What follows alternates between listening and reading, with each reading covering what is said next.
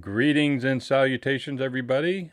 Welcome to Beyond 280. My name is Scott Allison, and this is the show where we go beyond the 280 characters of Twitter and learn the context and what's going on with the real story behind some of these tweets and posts and trends and the goings on in the Twitterverse.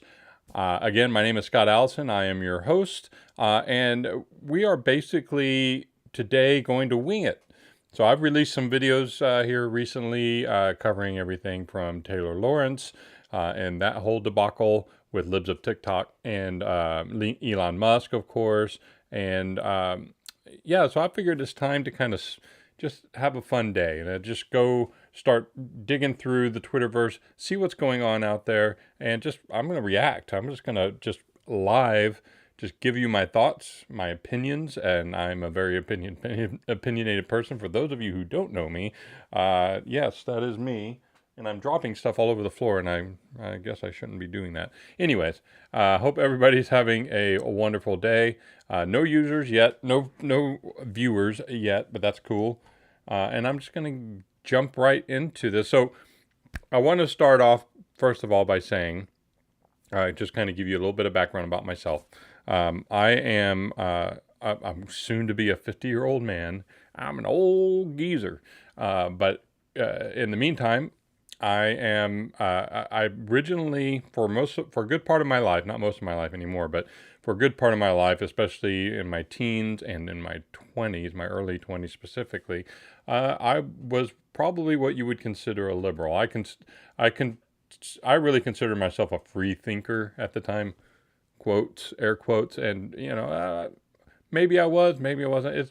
It's so long ago now, but I did generally lean left on everything, on everything. It didn't matter what the subject was.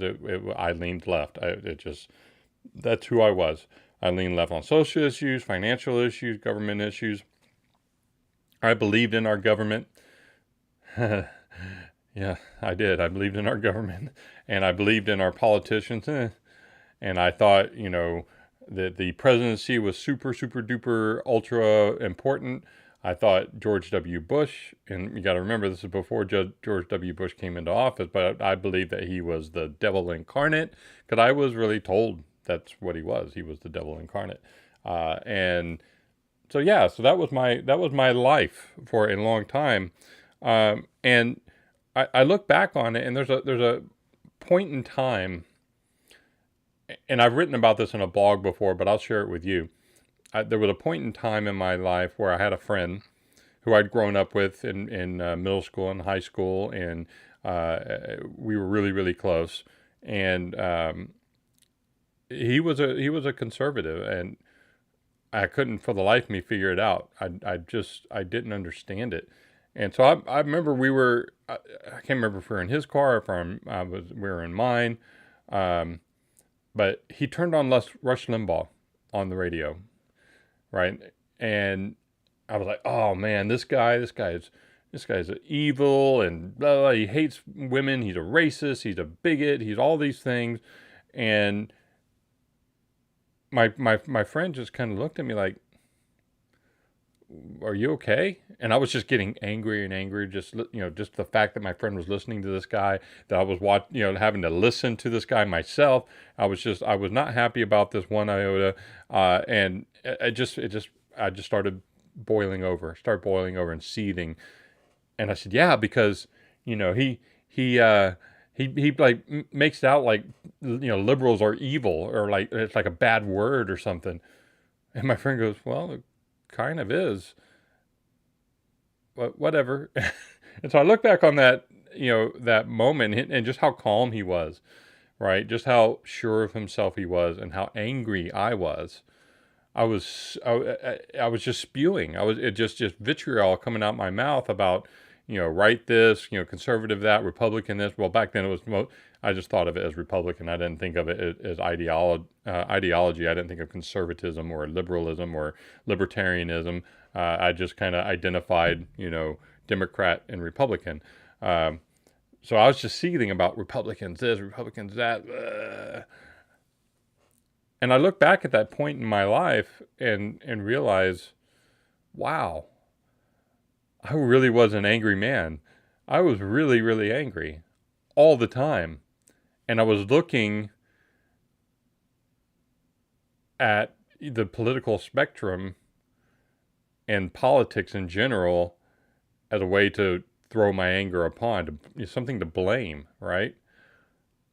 And I think that's true for most people who identify as leftists. So I make just so you know, I make a pretty big distinction. There are liberals, there are leftists, and there are progressives. That's just my way of thinking of things. That's not necessarily the right way. And so anybody who wants to come and challenge me on that, go ahead. But I tend to think of the left spectrum as being in those three categories.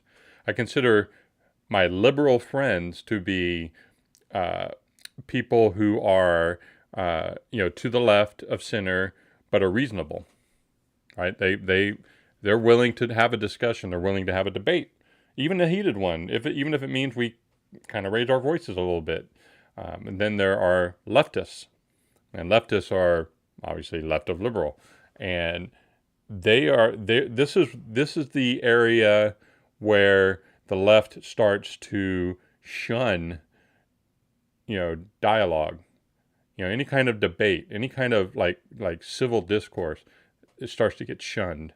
And it's also in this part of the spectrum that, where leftists start changing definitions. And I mean this in such a way so a good example of this is that tolerance used to mean basically that I, as a human being, as a person, can tolerate somebody else, meaning I can live next to somebody else, or I can live with somebody else's point of view, or live with somebody else's lifestyle, but I don't have to partake in it, and I don't have to accept it. I can still think it's wrong, right? That's what tolerance really is. It just, a way to say, okay, well, you've got your thing, and okay, cool, whatever. I don't agree with you. I think it's wrong, but whatever. The leftists in the world have changed that definition of tolerance. Now it means acceptance, meaning you have to accept that this person next to you or this idea is the truth and it is not wrong. And any dissent against it means you're not tolerant anymore. You have to have full acceptance. That's what tolerance is today to people. And so I guess what I mean by changing the definition of words. Leftist, this is where it starts in this leftist part of the spectrum, where they start to just reimagine words, redefine words so that it fits their narrative. Because what happens with their narrative so often, and this happens on the right, I'm going to be fully, transparent about this, but what happens with narratives is that once they start to fall apart, then you have no argument. Right? So let's say you have some sort of narrative, something that you believe with all your heart, and you're in your little social bubble or your little political bubble, and you start repeating the things you say. That becomes your narrative. But when people start challenging you with that, and you have no way to rebut it, the challenge, then it starts to kind of fall apart. You see what I'm saying? So the leftist will say, well, okay, you say that, but that just means you're a racist. Or you say that just means you're not tolerant, right? It becomes a word trap. And this is really apparent when you start talking about like CRT and the whole idea of inherent racism, that they use word traps so that no matter where you fall, no matter what you say, it becomes that is what you are, right? So if you pronounce loudly to the world to somebody who is considered an anti-racist, some of these race hustlers like Kendi Ibram, I think that's his name. Anyways, if you announce to the world loudly that you are not a racist, that basically proves that you're a racist. See the word trap? You see how they trap you? This is where that begins in the leftist ideology. Then you've got progressives. Now, what progressives want to do is they want to take that leftist ideology, that leftist way of thinking, and codify it. They want to make it the law of the land. So that's why you get things like the Department of or the Disinformation Bureau, right? That's where this sort of thing comes from. It comes from this like, oh, we don't like the fact that there are people out there who are speaking out against our narrative. So not only are we going to redefine the terms so that it always fits our narrative, but we're also going to codify it. So as a progressive who believe in massive government and massive government overreach, want to codify that worldview. That's terrifying. Anyways, that's a little bit of background of what I believe about leftism and all that. And my journey from that moment in time with my friend became one of, I had a child first. So in '97, I got to welcome my wonderful son, who is now 25. Oh my God. I got to welcome my wonderful son into the world. It was unexpected. And it really was a slap in the face. I kind of lived loosey-goosey up to that point in my life. But I came to the realization really quick that I had another life to, take care of. I had a responsibility to this little human being. And so that really warped my brain. I had a hard time, basically, connecting that leftist part of me with that new responsibility I had in my life. And so I started shifting to the right, or in this screen to the right. And I still was very adamant about a lot of leftist causes, right? A lot of progressive causes, a lot of liberal causes. But my mind shift was occurring, and it was occurring very slowly at first. And then I met my future wife, and that changed everything,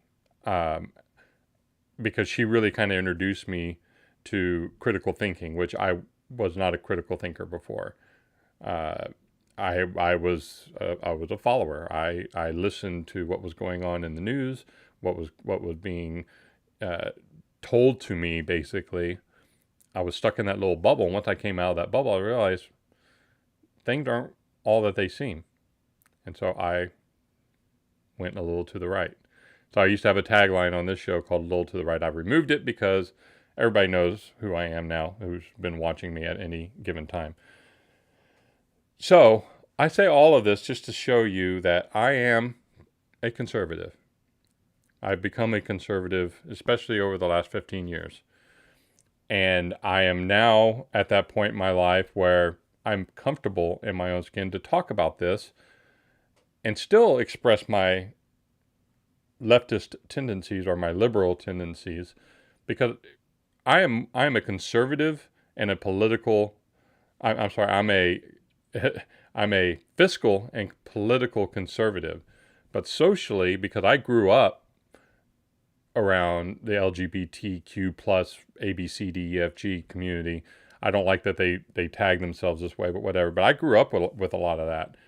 I was living with a bunch of, not living with, but, hanging out with a bunch of my friends, half of which were either bisexual or gay, and a couple of trans.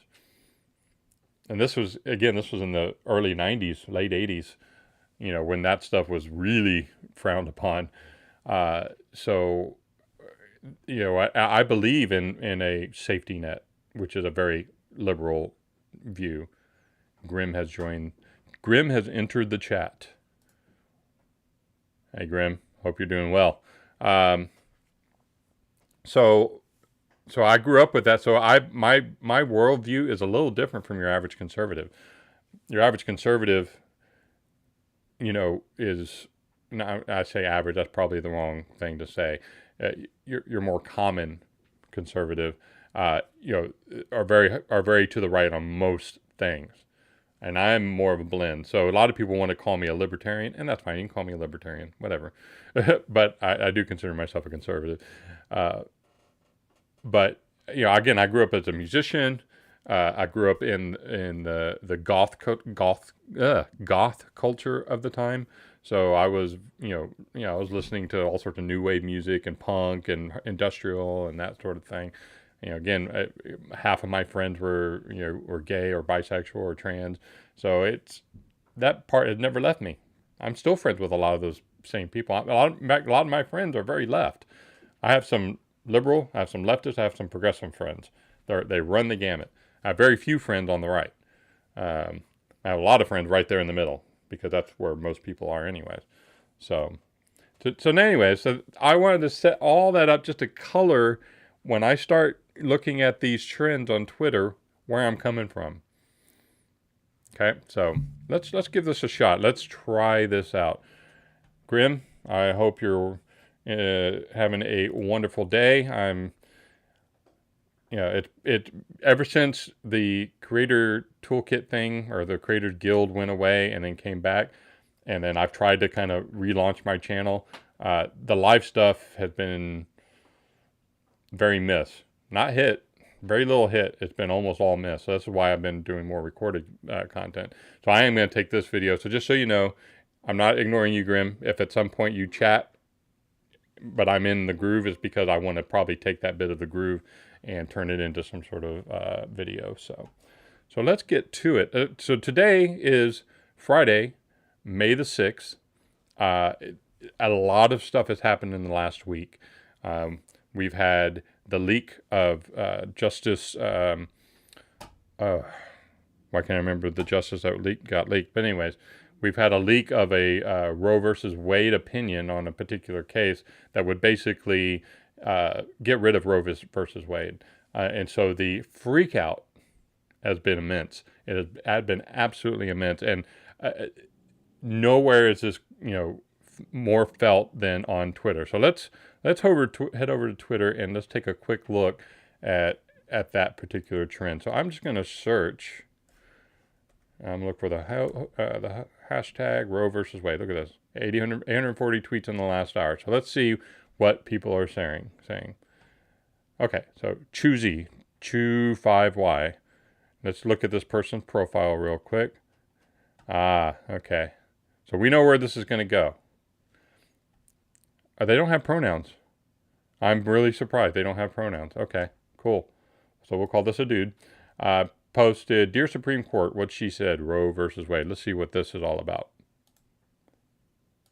These comments might be strong, but it's how I genuinely feel. I don't care that you're a Christian. I don't care what the Bible says. Like, I feel like it's a clown show, like sitting here trying to decipher what your little mythical book has to say about these very real political issues, right? I don't care if you're Christian. In fact, I will fight for you to have your religious liberty and practice your Christianity. I believe in that. I don't believe in Christianity, which means that you do not get to dictate the way I live my life based on your religion. Agreed. I don't care what the Bible says. You have every right in the world. All those women who identify with your religion have every right in the world to not get an abortion, to not take birth control, but they do not have the right to dictate my life and what I decide to do with my body. Here we go. Dictate what you get to do with your life. You hear that? My body, what I get to do with my body. What you don't get to dictate what I get to do with my life and my body. This is the most common and wrong-headed argument for pro-abortion ever. And let me tell you why. This is actually really quite easy. It's really, really quite easy. You chose, and again, we want to talk about being pro-choice. You chose to go and have sex. The natural consequence of which is what, everybody? Pregnancy, creating a new life. So you've already made the choice. So we're not dictating you can't have sex. People on the right are not dictating you can't have intercourse, every which way and whatever you want, whenever you want, however you want, with whomever you want, despite what you want to believe.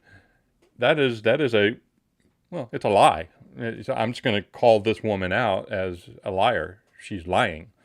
Nobody is dictating anything to you about how you live your life.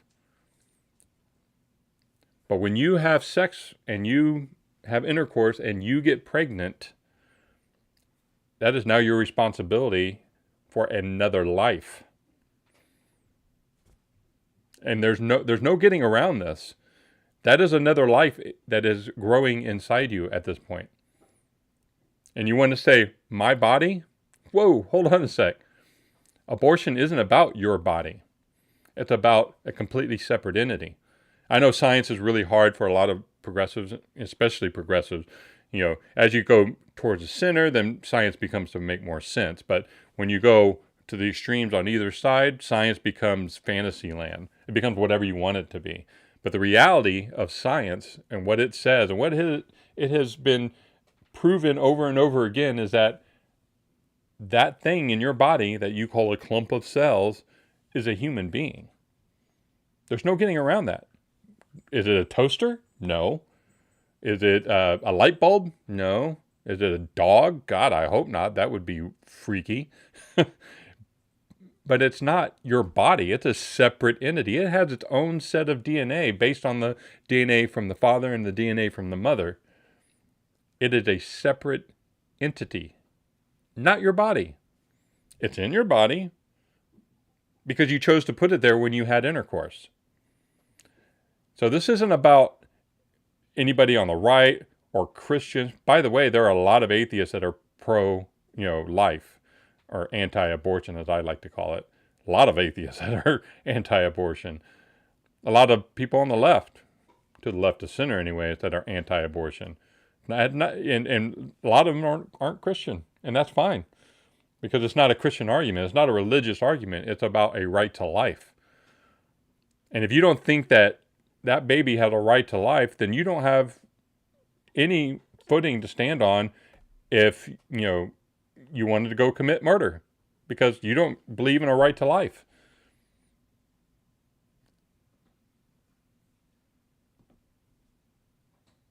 I don't care about your Oh, I lost my sound. Religion. I'm so tired of having nonstop conversations about what the Bible says. You live your life in the way that you interpret the Bible. Again, who is in the context of abortion? Who in the mainstream is saying, the Bible says don't have an abortion? Who is talking like that? I'm a Christian. First of all, there is thou shalt not kill. Yes, that's in the Bible. But basic morality outside of the Bible tells you that taking a life is not good. It's not a good thing. It is immoral to take a life. It has nothing to do with Christianity. And I don't care. But you don't get to take the Bible and tell me, well, the Bible says this in this chapter, in this verse. I don't care. I don't care. I don't believe in it. And I have the right, based on our Constitution, to not believe in it. And you're right. You don't have to believe in any of that. But if you don't value life, then what's the point of having laws against murder? Shouldn't you just be able to murder anybody? I don't see why not. If you don't value human life and you are a pro-abortion person, where's the line? There is none. There is no line. It's life or it's not. So let's see. Ducks can resist too. Blue wave. Here we go. Let's look at this person's. Oh, yes. Yes, jackpot. I love this. This is my favorite. My favorite leftist, and this is probably a progressive. Because, again, as I mentioned in the beginning of my show, the further left you go, the more you want to codify things, and the more you become in this fantasy world, especially progressives, because they all live in a bubble, just like the far right lives in a bubble. So they start looking at works of fiction as reality. You see this a lot with progressives, especially when it comes to with like fantasy novels, like all the Harry Potter series. That's almost like their Bible in some cases. Another one happens to be The Handmaid's Tale, which they're like, they truly believe, and they believe this. It's delusional, but they truly do believe that they are going to be living in the real Handmaid's Tale. This is terrifying. These type of people who believe this stuff, they're delusional and they're ill, and they really do require medical attention, mental health attention. They need some sort of medication. Look at this person's. It's a uterus with the tubes flipping me off. Okay. So let's see. Mom of 2 daughters. Wow. We will not return to the dark ages. Okay. No lists. Okay. Asking for money does not equal equality. What? Pro-choice. Oh, no. Pro-abortion. I'm anti-abortion. You're pro-abortion. There's no other way around it. Climate crisis. Okay. And gun control, right? I believe in gun control too. You should not fire a gun with one hand. You should have 2 hands firmly gripped on the pistol when you're shooting, or on the rifle when you're shooting, because then you don't have really good gun control. They're a Me Tooer and BLM. Don't have a picture of this person, but I can guarantee you they're white. So let's come over here. Come on, MSNBC. Andrea Mitchell has a pro-lifer on right now who is spewing lies. Roe versus Wade does not allow a woman to have an abortion up until the day she gives birth. Oh, it's time for the media to hold their guests accountable and call them out on their lies. This is not true. There is a lot of legislation in the states because of the Trump built a wall around. Great. Who is this nerd? We've got a spammer. This is cool. I love it. I love it. I've got a spammer. I don't have my tools up here to get rid of this dude, so let me do that. I thought you were already modded, Grim. Give me one sec.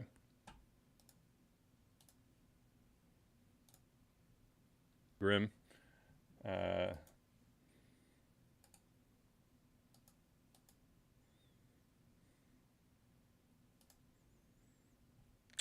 There you are, Grim. You should have it now.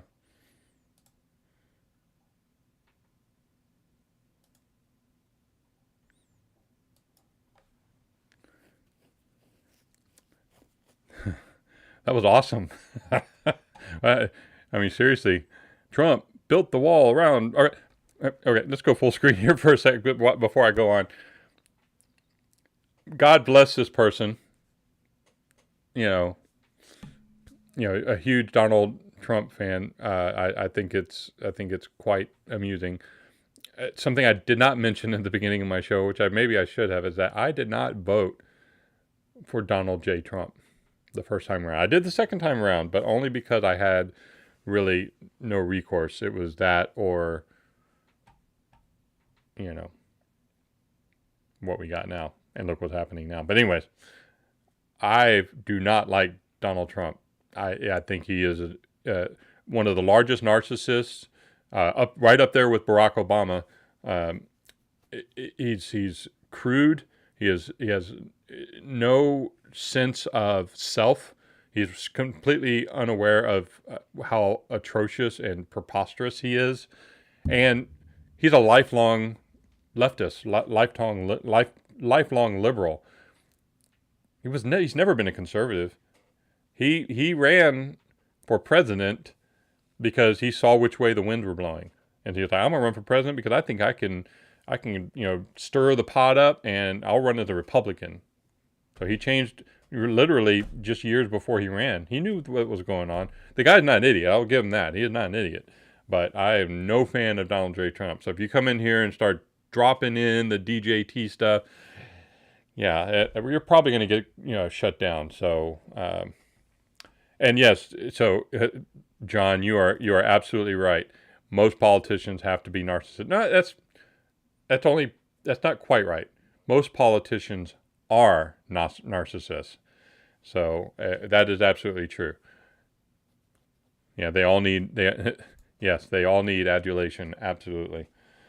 Okay, so let's now that we've gotten rid of my fan, that was awesome. Yay! Thanks, Grim, for doing that. Now that we got rid of our fan, let's get back into it. Where was I? Oh, so yeah, so this person here was talking about how that somebody was lying on Andrew Mitchell's show on MSNBC about Roe versus Wade does not allow a woman to have an abortion up until the day she gives birth. It does, in the sense that Roe versus Wade basically said that the federal government can regulate abortion. And because federal government has refused to regulate abortion, the states have. And the states, many states have laws that allow for this right up until birth. It's not a lie, it's reality. That's why you have to get rid of Roe versus Wade and let it truly go to the states. I'm a states' rights guy, and the states should have that power because there's nothing in the Constitution about abortion. Nothing that even comes close to approaching the subject of abortion. So it should not be it should not be at the federal level anyways. It should be at the state level. So Mueller, she wrote, oh boy. So let's look at Mueller, she wrote's profile here. I always like to do this before I read somebody's tweets. I like to look at their profile because it tells me really quickly if I'm looking at their profile, if I really need to take them seriously or not, or if they probably have some issues. And there are two things I look for: a lot of hashtags and pronouns. Those are the two main things I look for. And Mueller, she wrote, first of all, she gave away the game in the beginning. But she, her, there's her profiles. I guess I'm doing it right. She, her, right? So we can go and look at this with a little bit of tongue-in-cheekness, if you will. No, codifying Roe will probably not pass the Senate, but that slim majority we worked so hard to attain will allow Dems to bring the bill to the floor so we can hold accountable all those who vote against it and those who refuse to nix the filibuster. Can I just give, Harry Reid all the props for that, by the way? Thank you, Harry Reid, a Democrat who allowed for all of this to happen in the first place. I love how that goes. I just love how that goes. Jane Doe, MD.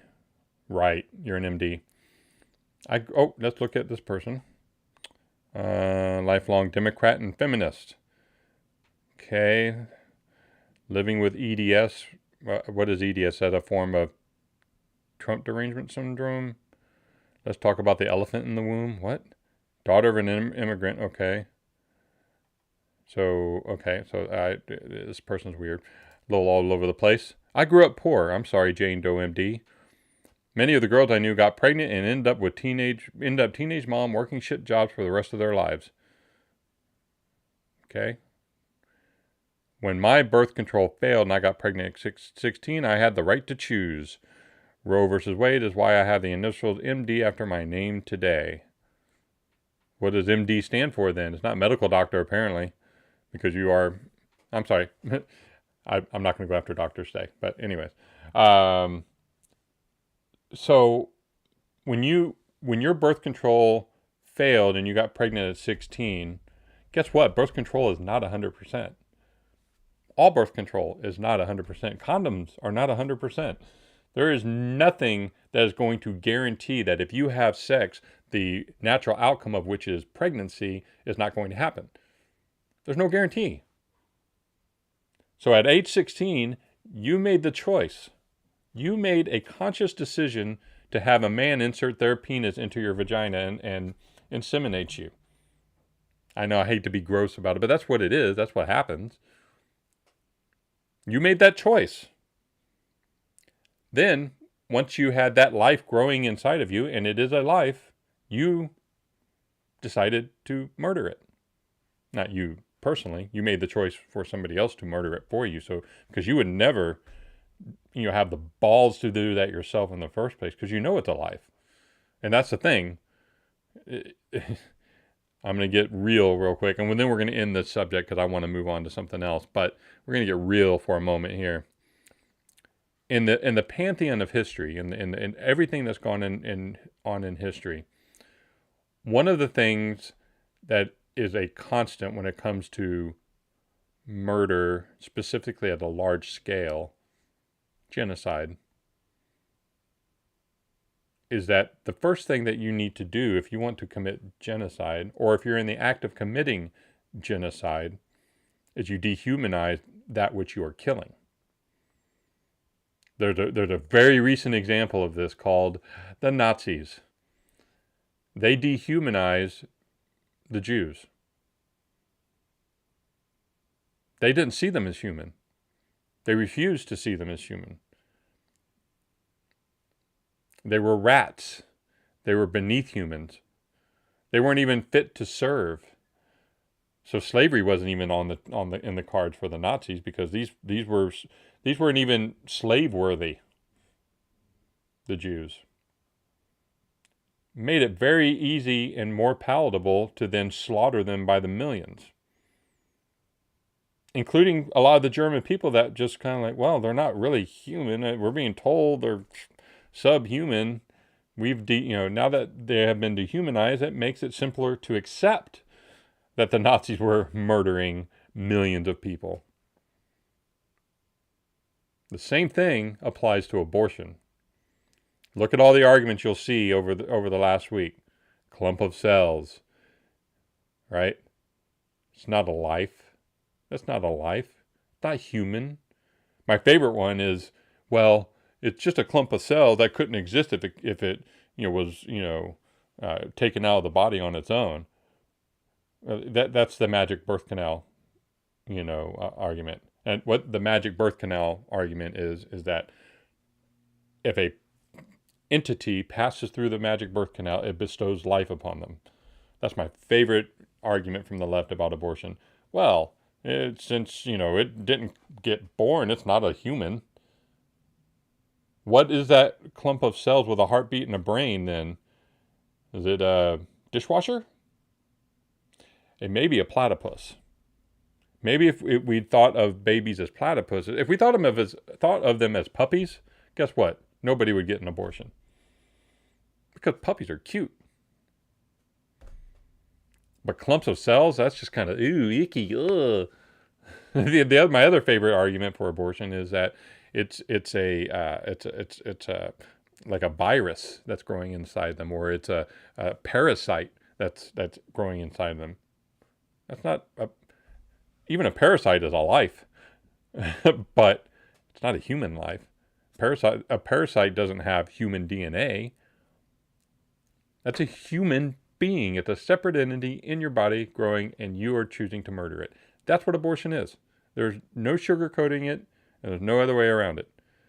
So that's all I got to say about that. Let's switch gears real quick and head over to TWITCHY.com. If you're not familiar with TWITCHY.com, what they are is a Twitter aggregator. So there's been a lot of stink recently about libs of TikTok. Libs of TikTok, all they are is a TikTok aggregator. They take videos and just repost them, right? Maybe add their own color to them, but that's all they're doing.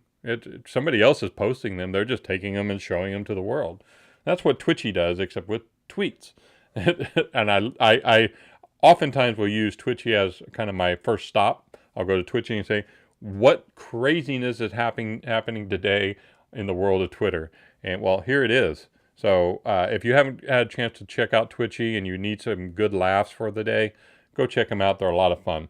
So let's see what Twitchy is talking about today. New York Times' Ross Douthat points out that some very negative things that have happened with men since Roe and pro-aborts lose their freaking mind. Let's see what this is about.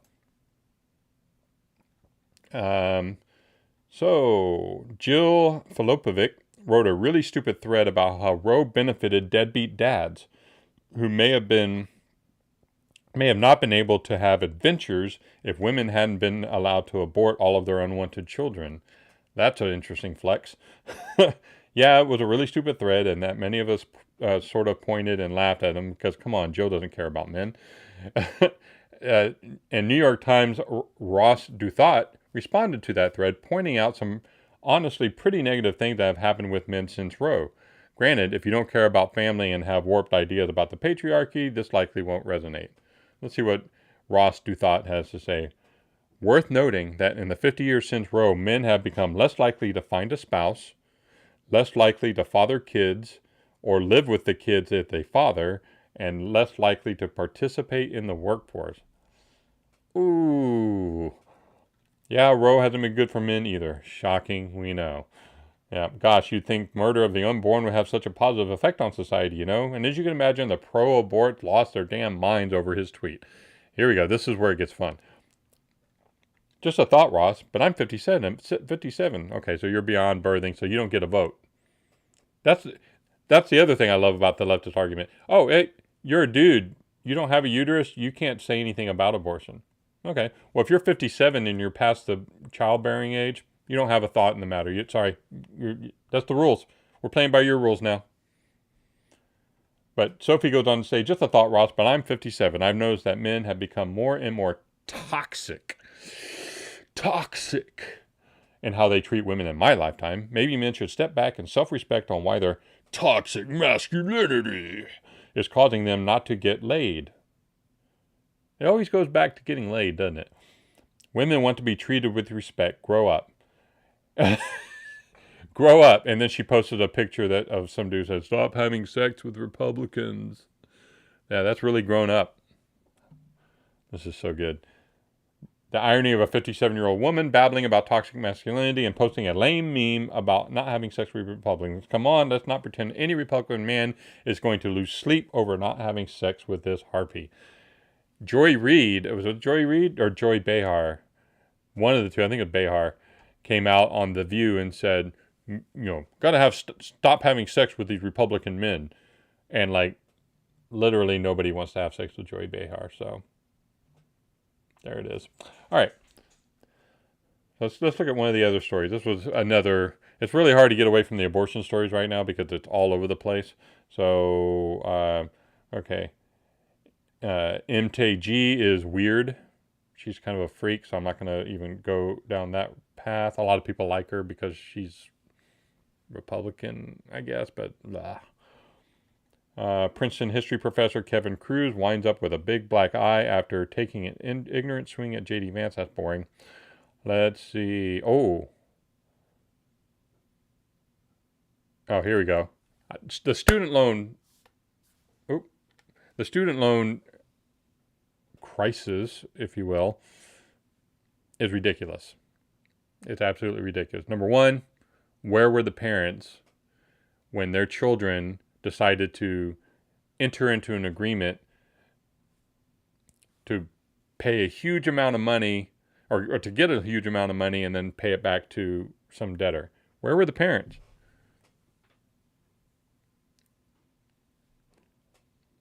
This is nobody's fault but the kids and the parents who went and got out and got these loans. They are legally bound to pay those back. The fact that the government wants to come in and buy votes by trying to pay off student loans is sick and twisted.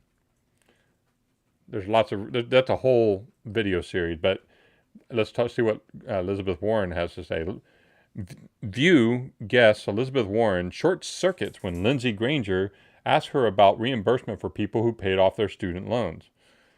As we told you earlier, The View co-host Sunny Hostin got her brain broken by guest co-host and black Republican oxymoron Lindsey Granger. I'm going to show you that one because that one is that one breaks your brain. But it wasn't just Hostin who started glitching out in Granger's presence. Get a load of what happened to Democratic Senator Elizabeth Warren when Granger asked her about all of the people who already paid off their student loans and having to pay off other people's student loans if Dems and the Biden administration pulled the trigger on student debt forgiveness. I agree with that. What? Why? Worth my money, right? So let's see. Who worked 2 jobs for a decade to pay off all their student loans just finished. Where do I sign up for reimbursement? So let's start out with who has student loans today. About 40% of the folks with student loans don't have a college diploma. They're folks who tried. Yeah. They're folks who tried and life happened. pregnancies. Answer the They question, were already working 2 Elizabeth jobs, Warren. lost one of them. Mom got sick, family had to move somewhere else. And now they earn what a high school grad earns. Aw. And they're trying to pay off college-level debt. And it is crushing their bones. Crushing. Keep They in use that word a mind lot. That of those who have student loan debt, more than half have negative wealth. They don't have any wealth. And they're older also. A lot of them are over 50, I was reading. You know that right now there are tens of... So Lindsey Granger, what do you say to someone like me who worked 2 jobs for a decade to pay off all their student loans? Where do I sign up for the reimbursement? Exactly. What did Elizabeth Warren do? Dodge the question, of course. And then she went on to use all the buzzwords like crushing debt and, 40% don't even have a college. Now they're getting high school entry-level jobs and blah, blah, blah. I'm sorry, whatever happened to personal responsibility in this country? Where in this country, did we start failing to understand personal responsibility? At what point in our history did we decide, I'm going to enter into a contract and I'm just going to ignore the terms of that contract? Why are we at this point? How did we get here? I don't know the answer to that question. I would love to know the answer to that question. If you know the answer to that question, please tell me. Let's hop on live stream together and talk about it, because I don't know. I have no idea where that came from. All of a sudden, people are shirking their responsibilities and want to shirk their responsibilities because they made lousy decisions in their lives. Now, some of this falls on parents. There's no doubt in my mind that a lot of this falls on parents who have pushed hard for their child to go to school when they can't afford to send them to school. Like I'm of the mindset that if you're going to go to school, then you better damn well commit. Meaning that this isn't just something you're going to try and accumulate a lot of debt and spend a lot of money and then just go, wasn't for me. You need to make sure, make damn well sure this is what you want to do. And if you're not sure, great. Go to a trade school. Go learn a trade. And don't listen to Elizabeth Warren, who tells you that if you don't go to college, then you're only going to be able to afford you're only going to be able to get a high school level entry job. That's what basically she just said here, which is not true. Let me give you a little background about myself. I came out of high school towards the end of my high school career, whatever you want to call that, and I was interested in journalism. Weird, huh? So I was interested in journalism as a possible career path. So glad that didn't work out. But I went to... Okay, hold on a sec. Don't do anything there, Grim. Hella evil people on YouTube. Abortion is murder. It is. It's a form of murder. But let me go back to what Elizabeth Warren is saying here about about my background and where I came from. But I wanted to come out of high school and be a journalist. So I went to my guidance counselor in high school and said, "What do I need to do? If I want to prepare myself for college so I can become a journalist, what are there specific classes I need to take in high school to prepare me for that journey?" I didn't know these things. I was a dumb little 18-year-old. My mother was not really engaged with me and pushing me to go to college or anything really. So I was kind of left to my own devices. And she told me, okay, well, here are the things you need to do, the classes you need to take. All right. So one of them was pre-cal for some reason. I guess because of college algebra. I'm not really sure. Well, I got into pre-cal and I just didn't get it, so I dropped it. And I was like, you know what? I'm not going to go to school. I get out of school and I go, well, you know what? I am. I'm just going to go and take some basic courses. Right. And so I went to a community college and took some basic courses and made it through the first semester and decided, you know what? I don't really like college. I like learning at my own pace. I like learning what I want to learn and what I want to do. And I could have just decided, I'm going to go work at Office Max for the rest of my life. Or I'm going to go work at TJ Maxx for the rest of my life, which I did work at TJ Maxx, by the way. again, a very entry level jobs, low paying, right? In most cases, they're not going to offer you a true living wage. So I had to have roommates, that sort of thing. But I didn't stop there. I made decisions for myself and took responsibility for the fact that I didn't go to school and decided to better myself. And so I never once took a step back in my career. I was always looking forward. And now I work for I can't say the company name, but I work for a very large company, and I have the respect of my peers, and I am well regarded in my field, and I don't have a college education. I make pretty good money. So not everything is about college.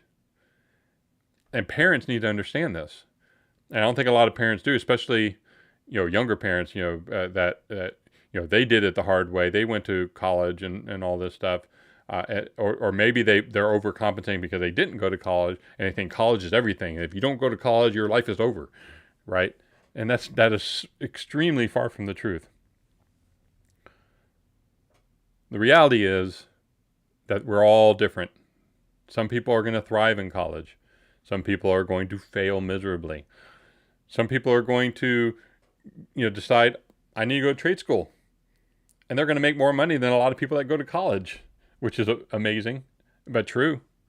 It's absolutely true. Trades are at a premium. They are paying people to be electricians and plumbers and carpenters and all that, a lot of money these days because we need more tradesmen and women. I'm going to use tradesmen because it encompasses women too. But anyways, neither here nor there. So when a person, a human being, an individual makes the mistake of entering into an agreement that they have to pay back as part of that agreement, that's not on me, the taxpayer. I had nothing to do with that decision. That was a personal decision that person made, and they need to fulfill their obligations. There's no other way to frame this. People are predatory, loans. Again, that person made that choice to enter into a loan. And if their parents, said it was okay, then that's partially on their parents as well. They need to pay back the loan. Not me, not you. And especially not somebody who busted their ass. I've got many friends who did this, who busted their ass, worked their way through college, worked 2, 3, 4 jobs through college, still came out of college with a ton of debt, and still managed to pay it off after years and years and years of busting their ass in their field. They should not have to pay for some snot-nosed brat who doesn't want to take responsibility for their own actions. And that's a common theme you'll see on the left, by the way. A lot of what the left believes is that they should not have to take personal responsibility for their actions when it comes to abortion, when it comes to student debt, when it comes to just about anything. They do not want to take responsibility for their own actions. They want daddy, big daddy, big government, to come in and say, I got you. You don't have to do any of it. You don't worry about it. Just do whatever you want. It's cool. We're going to take care of you. Cradle to grave. So that is Elizabeth Warren, and she's done. Okay, so Glenn Greenwald, who, let me take a drink of water. Glenn Greenwald, who is by no stretch of the imagination a conservative, who had been in recent years more honest. And I'm going to use the term red-pilled. He's been red-pilled a little bit, not saying that he's a conservative, but saying that he has kind of been awakened to realities, and it comes through in his writing and in his reporting. He's a really good journalist. Let's see what he's saying today. Glenn Greenwald spots performative, empty outrage from dim leadership. Tell me about it. By the way, Republicans are guilty of this as well. Over at townhall.com, Guy Benson has a great column about the Democrat leadership versus what they're saying versus what they're actually after. In this case, it's in regard to their reaction after the draft decision. By the way, it's a draft decision, not even the real decision yet, on Roe versus Wade was leaked by the Supreme Court. Media outlets are running constant headlines about congressional Democrats' efforts to codify Roe with legislation with a vote scheduled for next week in the Senate. This is factually inaccurate. Yes, it's what Democrats are saying they're doing because codifying Roe is more appealing from a public relations standpoint than what they're actually proposing. But just because a political party makes a claim, that doesn't mean that journalists must endlessly and uncritically repeat the false partisan framing. Again, it's all about the narrative, and that's what this is in this case, narrative. Nothing else matters but the narrative. Whether it's true or not, doesn't matter. It's the narrative. If you're not on board with the narrative, shut up. Journalist Glenn Greenwald has picked up where that leaves off and explained some of the performative, empty outrage coming from Democrats. Dems are telling their followers that overruling Roe is one of the most cataclysmic events in decades. So everyone has to give their cash, vote, and vote, all while... Oh, and vote, and vote. That's kind of an interesting way to put it. But anyway, all while Pelosi and House leadership campaign for a pro-life incumbent in Texas against his pro-choice Dem challenger. This is politics in a nutshell, folks. They don't care about you. They don't care about the issues. They only want to bring in the people that they like, regardless of what their stances are. They're on one side of their mouth, they're like, repealing Roe versus Wade is the worst thing that's ever happened to humankind, and the world's going to end, and the moon's going to crash, and everything's just going to die, and it's going to suck. But we need to get this pro-life Democrat into office. He's the incumbent, so we need to make sure that they stay in the incumbent. Because they're my friends. I love watching hypocrisy unfold. So let's take a closer look at this, shall we? We come over here. We say, and he goes on to say, Democrats are absolute experts in this sort of performative, empty outrage. They ran in 2006 on a pledge to end the Iraq war. How did that work out? They won, Pelosi became House Speaker, and then they knew it would help them in 2008 if the unpopular war was still raging, so they kept funding it. No shit. Yeah, and here's a nice little screenshot from December 6, 2006. We will not cut off funding for Iraq. Imagine that. By the way, the same thing is happening today with Ukraine. And let's look at some of the funny responses to this tweet. How does giving money to Dems help keep Wade versus Roe, or Roe versus Wade? I guess they like Wade better. Are they going to hire hip people to take out Supreme justices? Vote for Shahid for change, okay. Pretty much everyone on both sides of the aisle are vastly overestimating how much people are actually care about or prioritize abortion as an issue. I kind of agree with that. But then Jay over here says, healthcare and reproductive freedom. Healthcare and reproductive freedom are the top issues for women voters. Abortion is not healthcare. Guess what? I hate to knock it on your brain there, but yay. Healthcare and abortion, not in the same. Healthcare is to help you with your health, to make you better, well. Reproductive freedom, that means what? What does that even mean? What does reproductive freedom mean? That you can have a baby? Yes, you can have a baby. We're not China. We're not telling you can't have babies. In fact, we want you to have babies. Our birth rates are declining. We need more babies. We need more children. Oh, you're talking about abortion. Just say abortion. Reproductive freedom is not abortion. Reproduction is the opposite of abortion. When you reproduce, another living being comes into an existence. Abortion prevents that from happening, so that's not reproduction. So you see how they change the terms? They change the language? Reproductive freedom, health care. It's ridiculous. On its face, it is absolutely ridiculous. The fact that people fall for this is just mind-blowing. It's absolutely mind-blowing and shows you kind of the sheeple mentality we have in this country and that we've had for quite a while. Critical thinking is a dead art form. Nobody critically thinks anymore. Everybody just sees something and says, yep, there it is. I saw it on the Twitters. What I saw on the Twitters is real. This is real life. Twitters is the real life.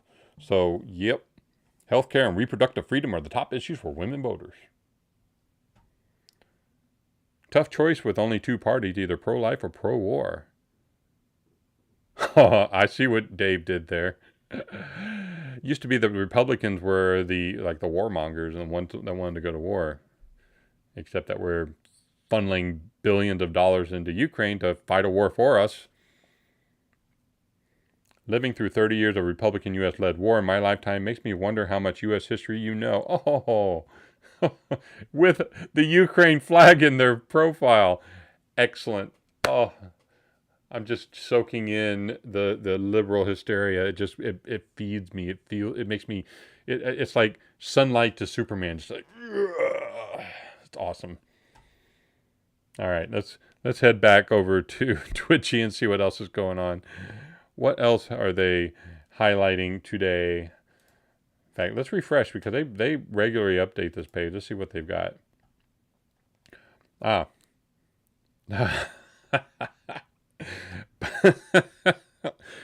reminisces about old days in the Senate when he'd have lunch with real segregationists. Oh, those were the days. I miss hanging out with my old segregationist buddies and just, enjoying it. Talking about, those other people. And, they're stuck in another place. Anyways, let's see what the story's about. President Biden on the changing nature of the U.S. Senate. Things have kind of changed since the days when I first got here 50 years ago. We always used to fight like hell, but at least we ended up eating lunch together. Things have changed. We've got to bring it back. He left out the part where he reminisced about having lunch with real segregationists. Oh, there's a video. Here we go. Things have kind of changed since the days when I first got there. He's been there a couple terms. I was there. I got elected when I was 29 years old in the United States Senate from a very modest background, and I was there for 36 years before becoming vice president. We always used to fight like hell, and even back in the old days when we had real segregationists like Eastland and Thurman and all those guys. But at least we end up eating lunch together. Things have changed. We got to bring it back. And I'm sorry you're leaving because you're one of the good guys. I mean because the way you treat other senators, the way you treat everybody. I appreciate it. Do not let this man, if you're one of the president's handlers, how do you let this man go off script? How do you do this? I don't understand why you would let him go off script like this. Man, remember the good old days when we'd all kind of, disagree, but, we had some real segregationists out there. Man, after we had our debates, man, we hung out with those dudes, with the real segregationists. I mean, you got to remember, like Biden and Hillary Clinton were great friends with Senator Byrd, who, of course, as we all know, was a humongous racist. He was part of the Ku Klux Klan, for heaven's sake. They were really good friends with him. I've said it before and I'll say it again. White progressives are the most racist people on the planet. Change my mind. Come on, if you disagree with me, shoot me a message, leave a comment in the comments below. Let's have a discussion. I will gladly turn on interview mode and bring you on my show and let's talk about it. Progressives are the most racist people on the planet. There's just no way, especially white progressives, especially white female progressives. They're by far the worst. So, yeah, interesting. Biden, again, sticking his foot in his mouth. But he doesn't even know it. That's really the sad part about all of this. He doesn't even know that he's doing it. And, yeah. So, hey. Maybe I will become a VIP. Since I'm highlighting your website there, Twitchy. Wink, wink. Sam Janney, if you're listening, hello. Oh, boy. DeSantis effect. Judd Legume whining about PR firm that represents huge companies telling clients to stay out of abortion debate backfires. Uh-oh. Womp womp. DeSantis proved people are sick of woke corporations. This is true. I think we've been sick of it for a while, especially people in the middle who are caught on both sides of this, who like, I don't want to hear any of this crap anymore. Stop. Right? So, yes, people are sick of woke corporations. All anyone has to do is take a look at Disney. Americans are sick of it. Stick with making great products, providing great customer service, and stay the fuck out of politics.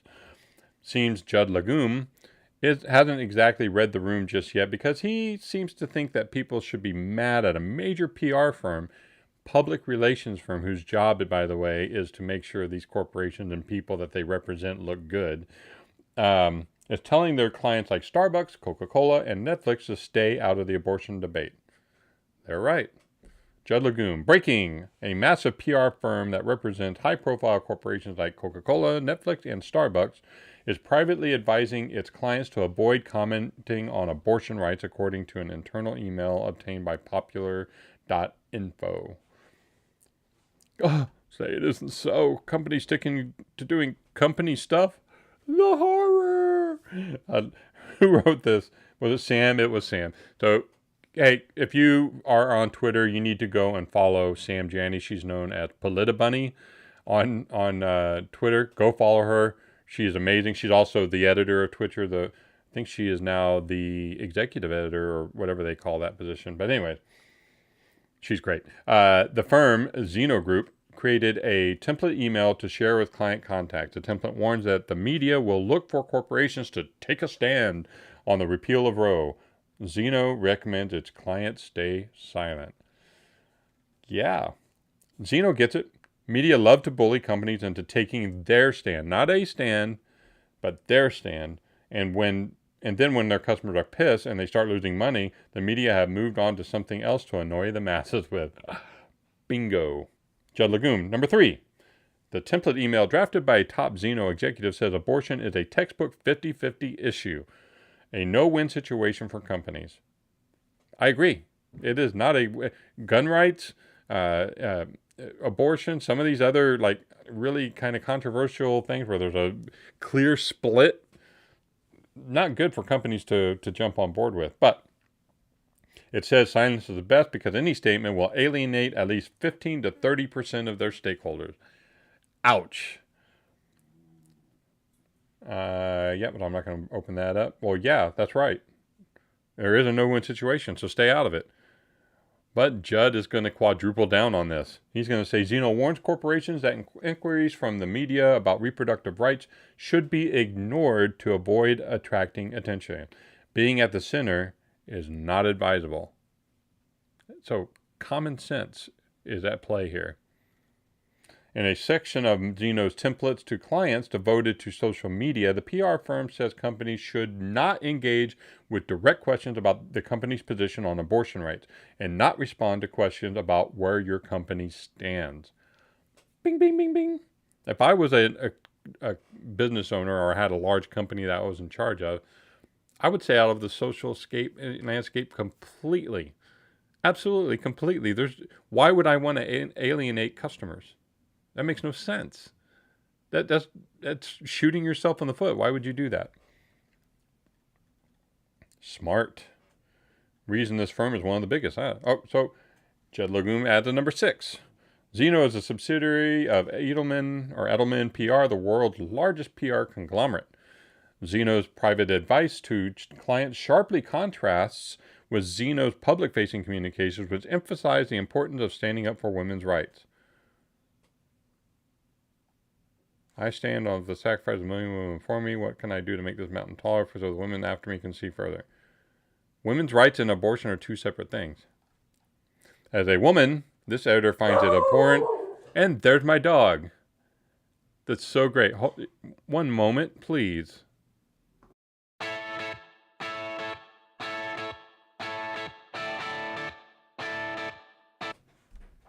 Okay, hopefully my dog is now quiet. So, hold on one second.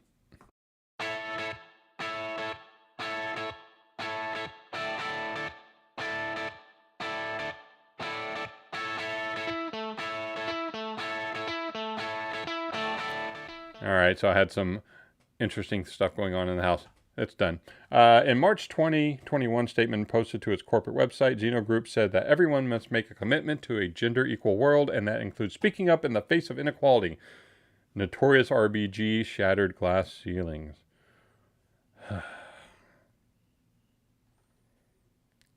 So, right. So, this is why I love Sam. She's so great. Other clients of Xeno Group include Kia, AstraZeneca, AT&T, A6 America, Miracle Grow, Pizza Hut, Corona Extra USA, Prudential, and Lenovo. Popular.info contacted 5 Xeno Group executives for comment, and none responded. Of course they didn't respond. No, number 9. Oh, yeah, so Sam says, so what's he doing? He's going after them, just like the PR group said they would. Thank you, Judd Legume, for proving their point. You absolutely proved their point. If other PR firms, including Edelman PR, are doling out similar advice, it may explain why so few corporations that publicly champion women's rights have spoken out about the why so few have spoken out about the expected repeal of Roe. It might explain these companies want to stay in business, Judd, and saw the absolute mess Disney made of itself. Disney shares have been tumbling. Their park attendance has been going down as a direct result of, standing on the wrong side of history and the wrong side of an issue. They should have never made a statement, and they should have never allowed a leaked video to go out saying they were purposely being political in their content. So that's on them. Apparently their PR group didn't advise them. So Jody says, well, duh, they aren't political outlets or moral outlets. They are makers of products. Sell your damn product. The end. Joel Berry. Judd Legume is the king of reporting completely mundane, common sense things as if he's just uncovered some massive scandal. Right. These companies, hey guys, these companies are doing business. Oh my God. They're in the business of doing business. Let's all freak out over this, all right? Let's freak out over the fact that these companies are doing business and just doing business and not speaking on things that may destroy their business. Irish Girl, it appears they are finally learning. Yeah, the corporations are. Well, they're listening to their PR firms now. Oh no, the giant corporations are going to publicly support my cause. Or aren't going to publicly support my cause. Yeah, no, Judd must be really heartbroken. That's the problem, is that Judd wants them to support his cause. It's not about just any cause. It's about his cause specifically. So, just real quick, let's look at Judd Legume's profile here. Independent accountability journalism. I write popular information, an independent newsletter dedicated to accountability journalism. Journalism is reporting the facts, presenting them to you, the reader, or to you, the consumer. Oh, I'm sorry, you're not even seeing this. This is his profile. But journalism is about reporting facts, about presenting the facts to you, the reader, or you, the consumer of the information. And that's not what he's doing. He's clearly reporting on something, because if this was about gun rights, this report never would have come out. If this was about championing smaller government, he would have never reported on any of this stuff. No, it's only when it's abortion, or if it's taking away the rights of gun owners, or any of the other progressive, liberal, leftist ways of thinking of their ideology, then it becomes an issue. Corporations, what are you doing? You should be speaking out on these things because you're a corporate. You should be speaking out on the things I want you to speak out on. He doesn't care about any of the other causes. It's only his causes. So the fact that he comes along and says, starts reporting on this about mundane things like this. Yeah. Oh no, the giant corporations are going to publicly support my cause. Oh, they're not going to do it. I'm so upset. Yeah, that's Judd. John Jackson says, need a hanky?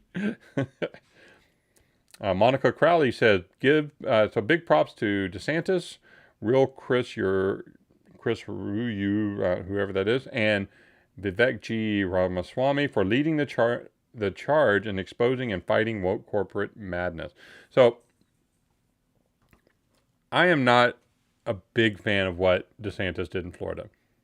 I don't think Disney should get special treatment, but the way it kind of came across was very overreaching, it seems to me.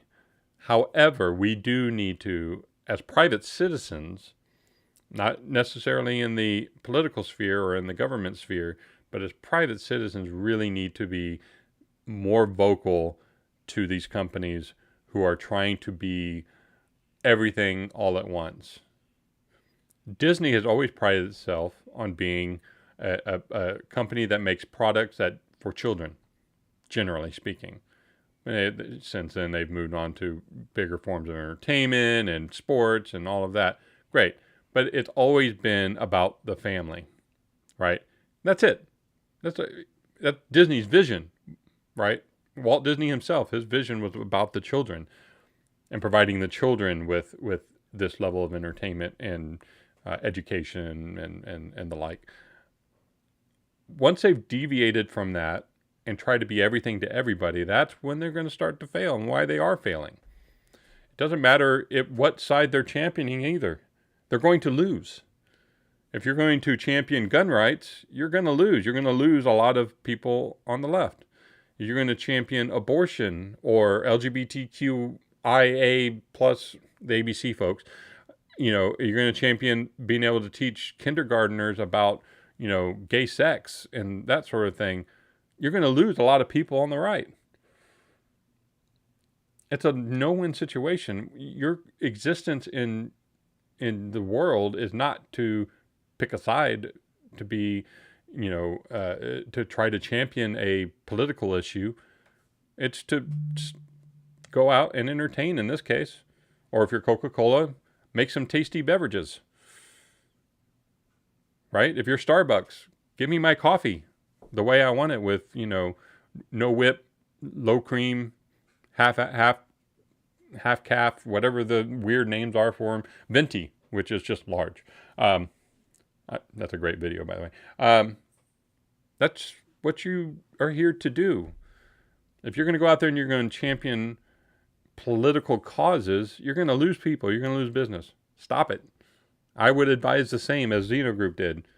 Stop it. Stay out of it. Stay out of the fray. Let your employees have their own little, corporate thing that they want to do. Corporate sponsored activities are even fine. You want to have a group of people that they do activism and you want to support that? Great. But to go at a corporate level and take a side, it's a losing proposition. It happens all the time. Look what happened to Chick-fil-A several years back.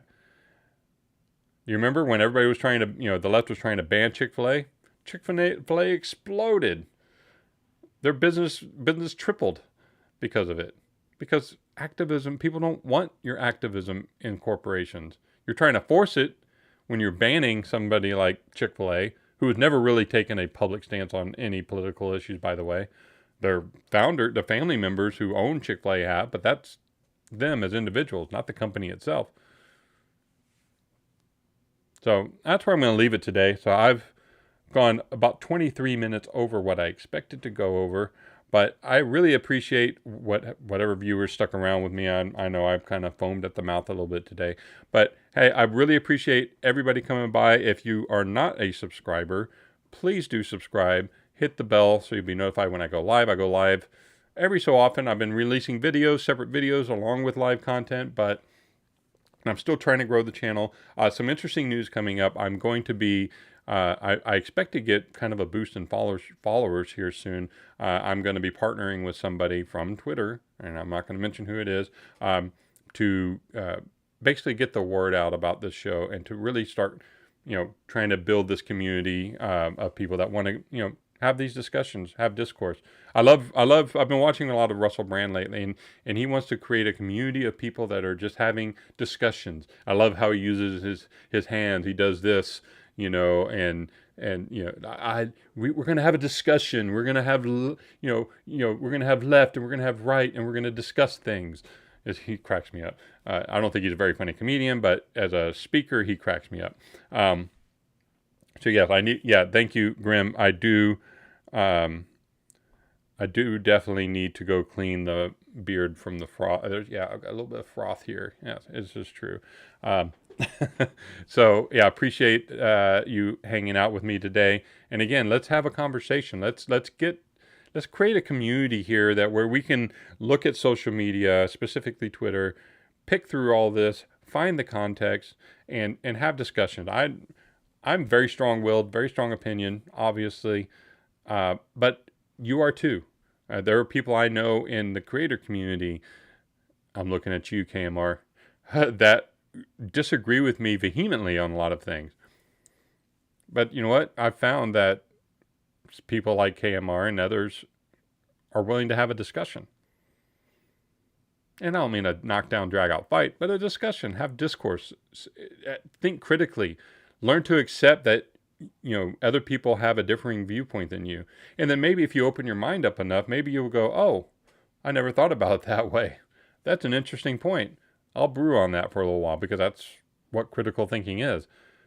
Critical thinking is not shutting out people, bringing up the, disinformation boards in the government. That's not going to help anybody. That is the opposite of what we need to do in this world. When Elon Musk is coming to clean, Twitter out, he's not going to make it a place for people to go hate on each other. He's going to make it a place where people can share ideas freely without fear of being deplatformed.